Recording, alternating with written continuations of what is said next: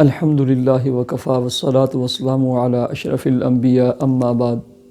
وظائف ٹیوب کے پیارے سامعین و ناظرین، السلام علیکم ورحمۃ اللہ وبرکاتہ۔ امید کرتا ہوں کہ آپ جہاں بھی ہوں گے اللہ کے فضل و کرم سے خیریت سے ہوں گے، اور دعا گو ہوں کہ اللہ تبارک و تعالی آپ کو صحت و سلامتی کے ساتھ اپنے حفظ و امان میں رکھے۔ اللہ تبارک و تعالی آپ کی تمام پریشانیوں، بیماریوں، تکلیفوں کو دور فرما کر آپ کے رزق حلال، کاروبار اور ملازمت میں برکتیں اور وسعتیں عطا فرمائے، آمین۔ پیارے سامعین و ناظرین، ہمارے ایک بہت ہی پیارے دوست اکثر و بیشتر وظائف اور مختلف چیزیں پوچھتے رہتے ہیں، مسائل پوچھتے رہتے ہیں۔ خرم خان ان کا نام ہے اور UK سے ان کا تعلق ہے۔ انہوں نے میسج چھوڑا تھا کہ میرے والدین نماز نہیں پڑھتے،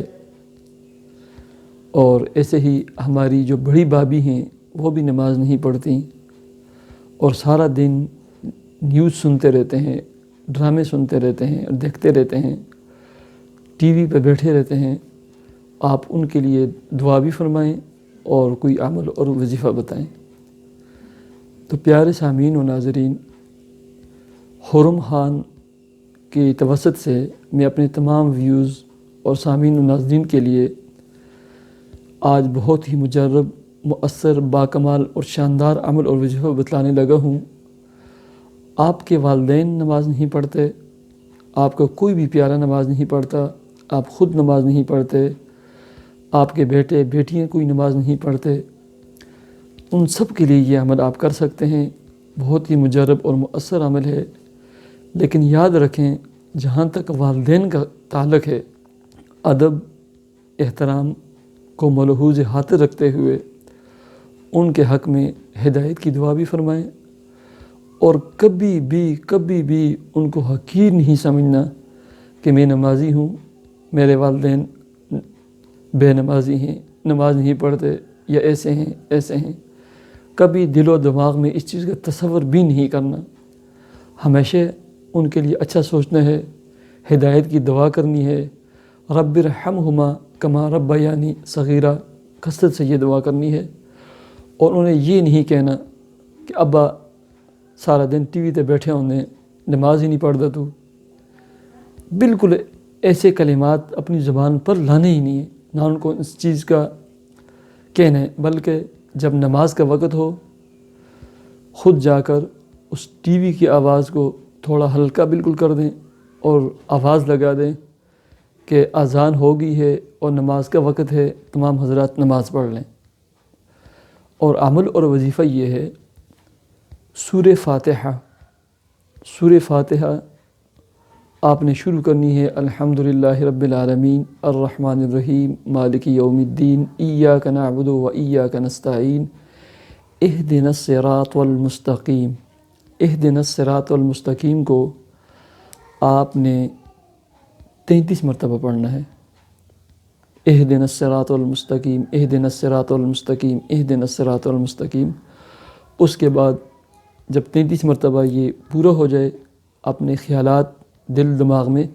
جس بندے کے لیے آپ کرنا چاہتے ہیں کہ وہ نماز نہیں پڑھتا، اللہ اسے ہدایت دے، نمازی بنا دے، اس کا تصور کر کے اہدنا الصراط المستقیم یہ دعا مانگتے جائیں،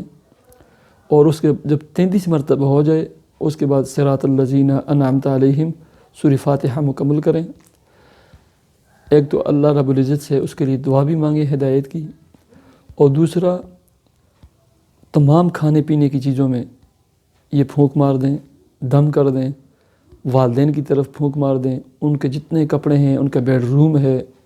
کسی بہانے سے اس میں جائیں، صفائی کے بہانے سے یا کوئی چیز رکھنے کے بہانے سے جائیں، ان کے کپڑے ہیں، گلاس ہیں، استعمال کی اشیاء سب پر اس طرح پھونک مار دیں، اور چاہے چینی ہے، نمک ہے، مسالے ہیں، کھانے کی جتنی اشیاء ہیں، پانی ہے، سب پر یہ پھونک مار دیں۔